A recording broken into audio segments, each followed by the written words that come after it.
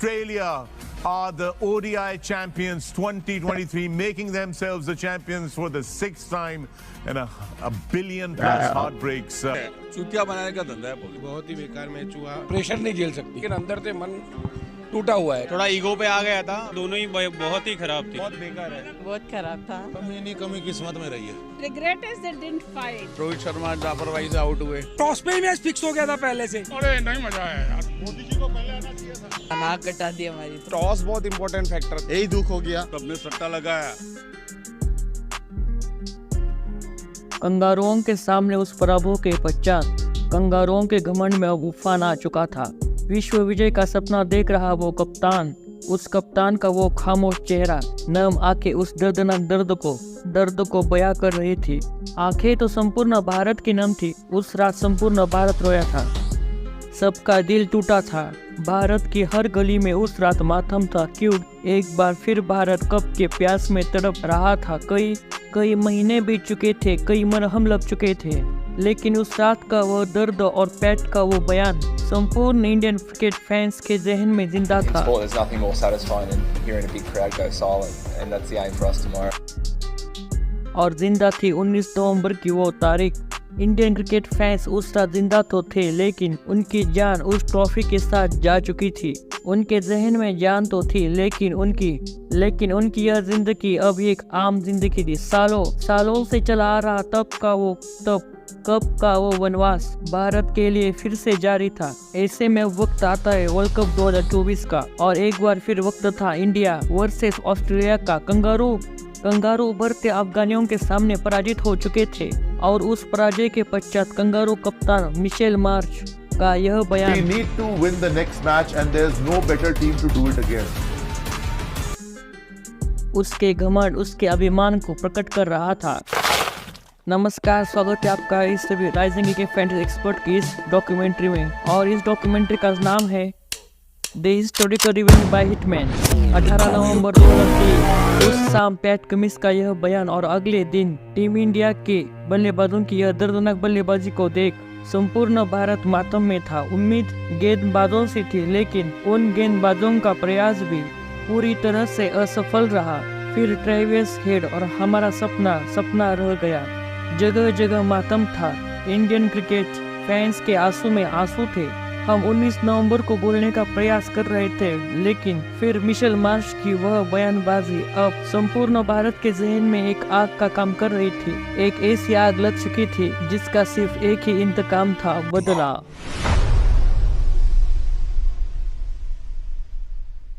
Kangaroo team India के सामने world cup के लिए पूरी तरह से तैयार थे, और तैयार था उनका silencer, the math, the myth, the PAT Cummins. घनघोर बादलों के बीच ये मैच प्रारंभ होने वाला था। टॉस जीतकर कंगारू कप्तान ने भारत को पहले बल्लेबाजी करने का आमंत्रण दिया। इस मैच का इंतजार कर रहा संपूर्ण भारत। सबकी निगाहों में यह मैच नहीं बल्कि बदले का एक वक्त था, और इसी बदले के लिए तैयार था टीम इंडिया का कप्तान, the man, the myth, the hitman, the Rohit Sharma.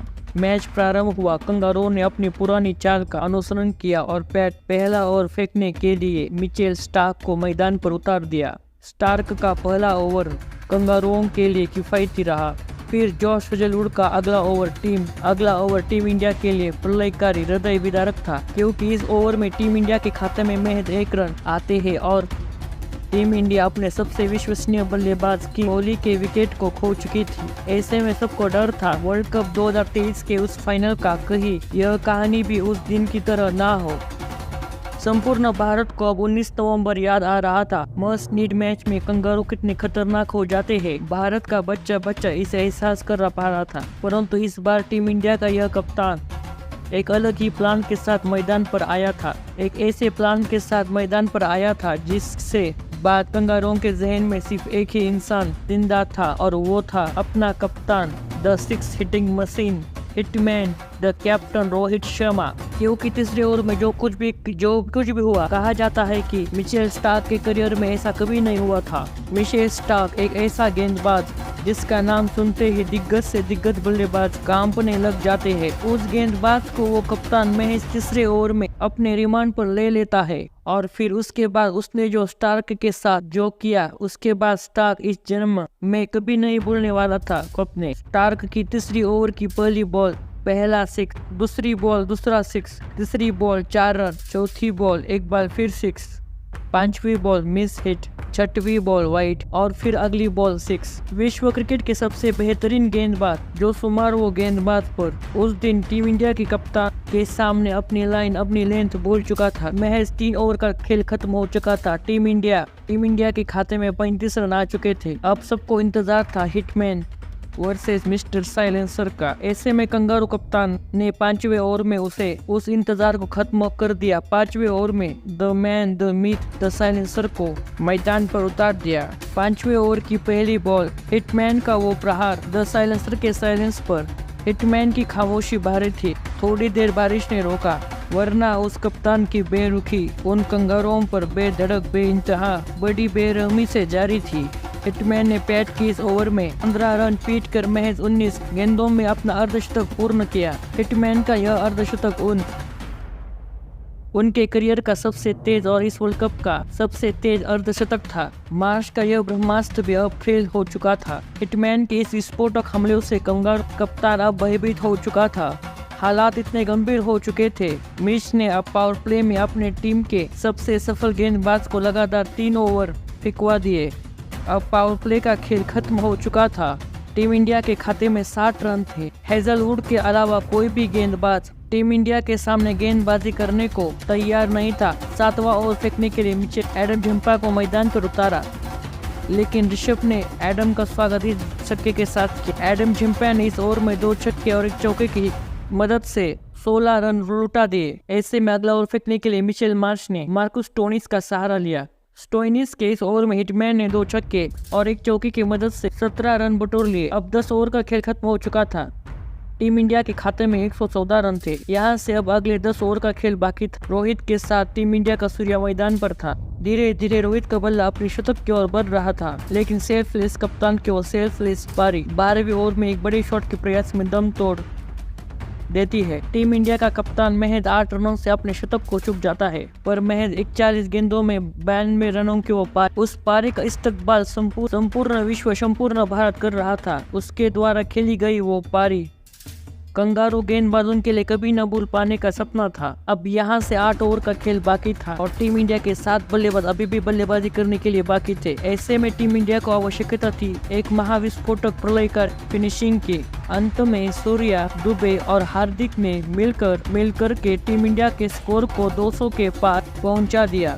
यह रहा टीम इंडिया के बल्लेबाजों का स्कोर कार्ड। टीम इंडिया की ओर से टीम इंडिया के कप्तान महज 41 गेंदों में ताबड़तोड़ 92 रन बनाए, महज 16 गेंदों में 31 रन बनाए। हार्दिक ने भी शानदार फिनिशिंग टच दिया और टीम इंडिया की स्कोर को 205 के पार पहुंचा दिया। यह रहा कंगारू गेंदबाजों का स्कोर कार्ड। कंगारू की ओर से सबसे किफायती गेंदबाज रहे जॉश हेजलवुड। जॉश ने सिर्फ 4 ओवर में महज 14 रन खर्च किए और किंग कोहली का 1 विकेट लिया। बाकी के सारे गेंदबाजों की इकोनॉमी 10 के पार थी।